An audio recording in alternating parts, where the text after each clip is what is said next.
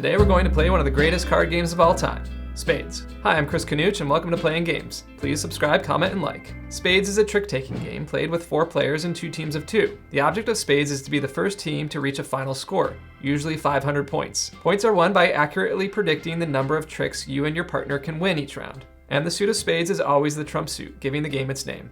The strategic element, combined with the bidding process and a touch of team coordination, makes Spades one of, if not the greatest card games of skill and strategy. Mwah! Chef's kiss. What you need: a standard 52 card deck and a pen and paper to keep score. Setup: the players sit around the table with partners sitting opposite each other. You will win or lose with your partner, so choose wisely. You cannot, however, speak to your partner about strategy. Not at all. Shuffle the deck and deal all the cards, giving each player 13 cards. Bidding: each player, starting with the player to the left of the dealer, bids the number of tricks or hands they expect to win individually. Players may bid any number from 0, nil, to 13. Usually though, you'll bid between 1 to 4 or 5. But be careful not to bid nil unless you know what that entails. More on that in a bit.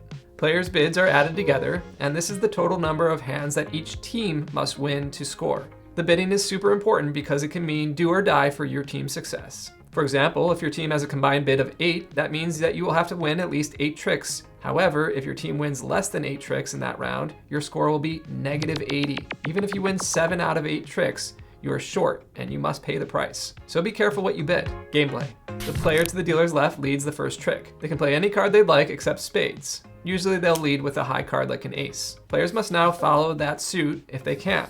If they cannot, they may play any card, just not a spades in the first hand.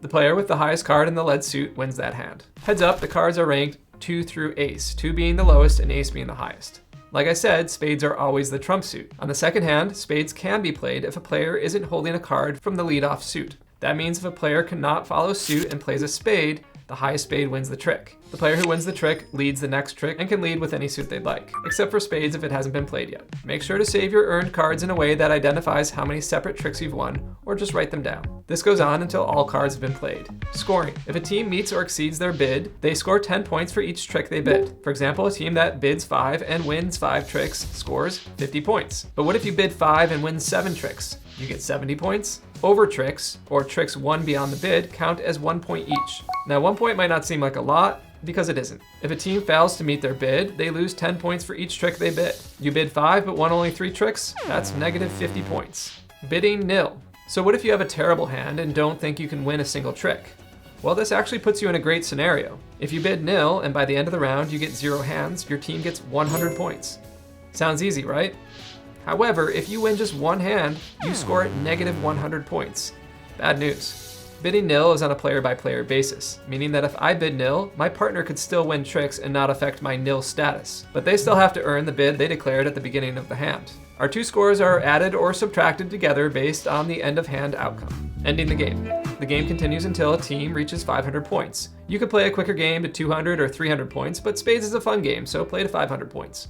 Either way, the team with the highest score at the end of the game wins. Other rules. What happens if a player could have followed a suit but doesn't? Well, they're cheating, even if it was a mistake. If other players catch them, they lose 3 tricks, which means if they've already won 3, they go back to 0 at that moment, and this round's gonna be a struggle for them.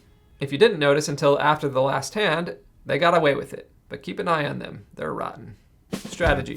A good rule of thumb for how high you should bid comes down to how many aces, kings, and queens you have. Those will guarantee you more wins, and if you have a lot of spades, you probably want to go for a high bid amount too. Try to get rid of the suit you have the least of early in the game. That will let you access your spades sooner and also play out undesirable cards in other suits. If you can, play lower spades cards early. This may force other players to reveal that they don't have a spades card, or force them to waste a higher one, giving you a better chance to win future tricks. Variations. Blind nil. Players can bid blind nil before looking at their cards, which earns 200 points if successful, but loses 200 points if unsuccessful. 10 for 2.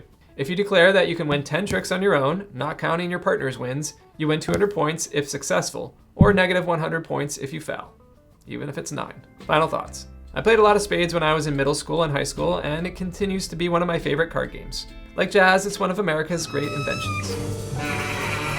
Okay, maybe it's better than a lot of jazz. Like poker, it migrated from the South to the North and West and became a universal American classic. It's indelibly important culturally as it's believed to have moved north with the Great Migration, and thus it will forever be a Black American classic.